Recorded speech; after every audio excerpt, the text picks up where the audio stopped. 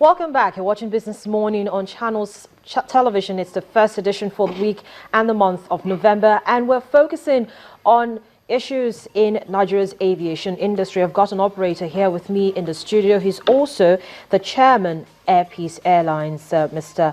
Baralen Onyema. Mr. Onyema, a good morning to you and welcome to the show. Thank you very much. So let's start with the cost of doing business. If you listen to the conversation I had with Bosun a few minutes ago, looking at the refineries, the state of the refineries, two of the major refineries, Kaduna and Warri, zero performance. The two refineries in Port Harcourt at very minimal capacity operating.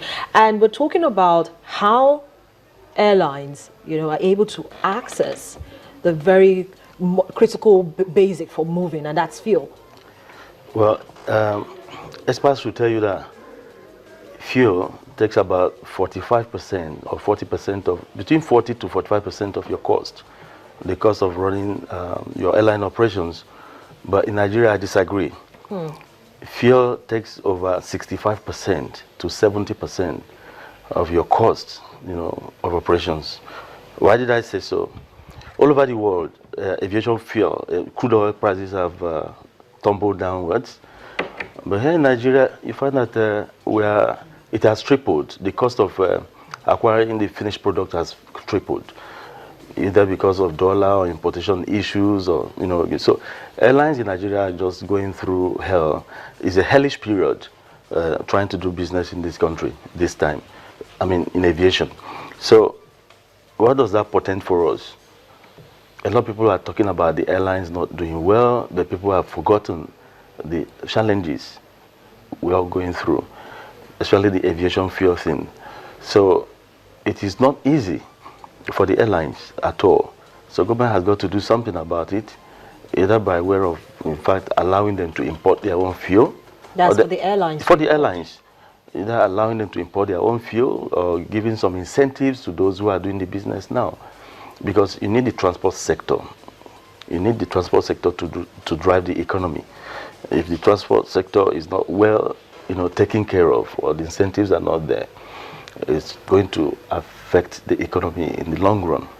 But then don't you think it's going to cost much more discomfort or trouble if, for instance, airlines are allowed to import their own fuel? No, I don't believe so. If you have the capacity to do so, you can. But I'm not actually advocating airlines going into that kind of business, because that would be a sort of distraction. But what I'm saying is, what do we do now?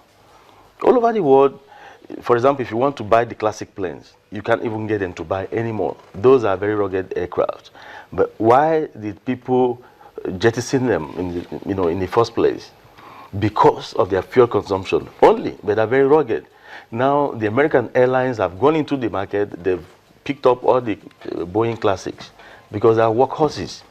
Why? Because the fuel prices in those countries have gone down. Okay, so we have one of the challenges of accessing jet fuel, which is a very critical part. What other challenges are there that affects the cost of doing business for airlines such as yourself? I keep on telling people that if British Airways, Delta Airlines, Southwest Airlines, Air France, Lufthansa, and all of the big airlines of this world, if they are given the kind of challenges we face in Nigeria as airline operators, they will not last 72 hours. Those airlines will collapse in 72 hours if they are faced with the same kind of challenges we face in Nigeria. I'm in it now, so I know what I'm talking about. There are so many challenges. So could you just highlight some of them? Multiple taxation is there. Wickedness in the system too. It's only in this country that the civil service, treats an investor with so much envy. It happens here. I've seen it. Again, of course, poor airport infrastructure. In Nigeria, most of the airports do not have night facilities. It all means that by 6 p.m. or 6:30 p.m. every day, your aircraft is technically AOG. That is aircraft on ground. AOG is a situation where the aircraft has snags, then you ground the plane. But in Nigeria, you ground your aircraft technically, because you cannot fly to airport B, airport A, airport C. Mr. Onyema, I'm not holding brief for the federal government, but you see there's been ongoing construction and reconstruction of most of the airports across the country. Yeah. And the present administration has continued in that regard, even though we're yet to get the ministers sworn in and portfolios assigned. And, I remember that there were engagements between operators and the aviation regulators as well with regards to this, explaining that there are going to be challenging times ahead, and so operators should please, in the meantime, begin to reschedule their flights so that we can get it at a time when everybody can fly conveniently, or until these airports are fully reconstructed and renovated. Yeah, see. What we are saying is the challenges we are having now, the challenges have always been there. Those challenges didn't, come around because of this present government. The present government is address it. But before they address it, those are the challenges we are having now. So because your insurance is static, your other costs are static, the salary for staff is static. So if we have to do it, we have to do it now. The government is trying to address it, but those are part of the challenges. Okay, so and the multiple taxation is also part of the challenges. The other one is foreign exchange. You see, everything about running aviation is dollarized. How do we access foreign exchange? I'll tell you something now. We are losing a lot of businesses in the country now because of the issues, the central bank regulations. For example, I have an aircraft in Lasham, at Lasham Airfield in the United Kingdom. In the past 1 month, I've not been able to get that aircraft out of the place. I'm paying parking fees, and the people are threatening to even sell off the plane to offset some debts because I couldn't get money as I went due from the central bank to open LC to make certain payments. So that is a very, very serious problem. I have another aircraft in Budapest. That aircraft is supposed to have gone on maintenance. We could not because there are delays from the banking system to get money across. And the people are threatening that, look, if by today we do not get money from you, we know what is going on in your country, we know the challenges people are facing, but we are in business too. If you don't get these funds transmitted to us, we give your slot to some other airlines in Europe. And when they do that, it all means that my aircraft maintenance might start somewhere in March. So that means your operating costs have either doubled or... It has not doubled, it has quadrupled. Okay. So let's assess Air Peace Nigeria.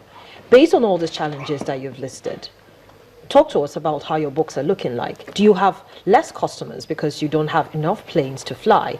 And how is this affecting salaries, for instance? How is this affecting staff? Well, first and foremost, I mean, why did I go into aviation? I didn't go into aviation to enrich myself. It was a patriotic decision for me. I went into aviation to create jobs for people. Those who know me will know I'm saying the truth. I didn't need more money. I just went into aviation to create jobs. And I want the government of the day to support investment in this country. This government will be judged by the number of jobs created at the end of the day. And the only way this government can succeed is to give incentives, not necessarily giving money, but to provide enabling environment for the private sector to thrive. I watched your interview with some guy some few minutes ago. He was saying the truth because government has no business doing business. What government needs to do is to provide an enabling environment for the private sector to thrive. Now, in Air Peace, because I came with the mindset of creating jobs and not for pecuniary reasons, I decided to do the right things. I don't look at money. I make sure my staff are paid and motivated. In Air Peace, they are paid every 25th of every month. I make sure I tailored my operations to suit the size of my pocket. I didn't want to expand out of this world and not be able to manage what I'm doing, because safety is very critical. It's not important, critical to our operations, not just important. So you have to manage your operations to suit the size of your pause. So I'm not expanding out of my capacity.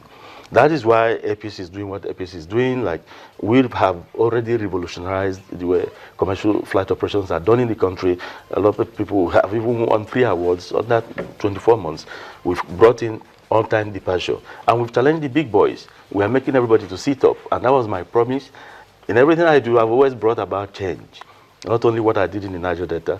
Now I'm bringing the same thing in aviation. Everybody is sitting up because of airpiece. That is the truth. Okay. Because we have brought some innovations, and there's about zero tolerance to unsafe practices in airpiece.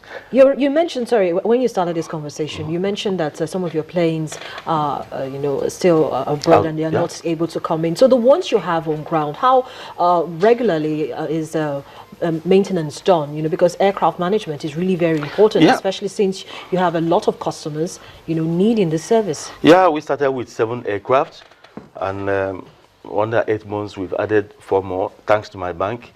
We added 4 more aircraft, 3 of them out of the country now. And I sold 2 of my planes to British Airways. And I think about the only operator that British Airways has come to buy their planes, because I want to maintain the commonality of fleet. So I sold my Dornier jets to British Airways. Now, because of the absence of 3 of my aircraft that are supposed to be here, it is affecting revenue. And mind you, I have over 400 Nigerians in my payroll who are earning not just salary, but worthy salary everybody could be proud of. So I can say I'm providing food for over 4,000 Nigerians, because one Nigeria can take care of about 10 people. So it is affecting our operations. Now, what we do in EP is that we always leave some aircraft on ground as standby, so that we don't delay passengers. If there's any snag, I don't manage anything. I have to deploy another plane immediately. I'll tell you, Airpeace is being maintained by, in the best of British traditions, by BCT Aviation Maintenance Company of Britain. They are here 24 hours daily, maintaining our planes. Those people could ground your plane just because the oxygen level in your first aid box is a little bit low. They've done that. They've grounded our plane because something in the first aid box was not there. And I supported them, and that was why I outsourced my maintenance to a foreign maintenance organization, because I don't want to cut corners. I don't want to employ individual engineers that I can control. Oh, something is not good. Why not manage it and go to Abuja and come back? They may not come back again. That is why I decided to pay through the nose to get a worthy maintenance organization like BCT to be here in Nigeria 24 hours maintaining our aircraft. Recently, something happened on our aircraft. Going to Abuja, somebody fainted, collapsed on the airplane, that's 6,000 feet above sea level. And what happened? My staff revived that person on board with so much oxygen and everything, kept him alive.